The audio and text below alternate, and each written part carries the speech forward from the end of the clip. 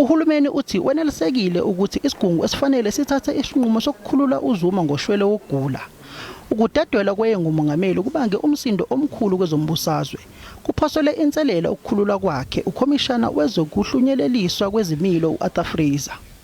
Ungqongqoshe ofisini likamongameli uMondi Gungubele uthi ubuholi bukahulumeni abunaso isandla sokukhulula kukaZuma. What counts to us is that somebody who had a power to exercise that authority is Mr. Fraser, the head of Correctional Service. And what counts to us is that the powers to deal with that are vested with him.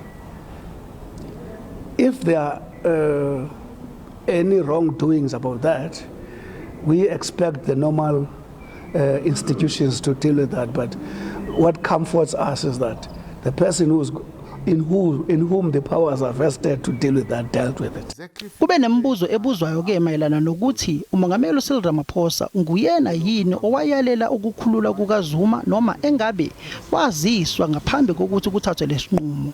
Ukungubele wenqabile ke noko ukuphendulela umongameli. That's an area where I'm not prepared to give a response. I think the president is better placed, but all I'm saying, we are comfortable that a relevant institution to take that decision is the one that took it.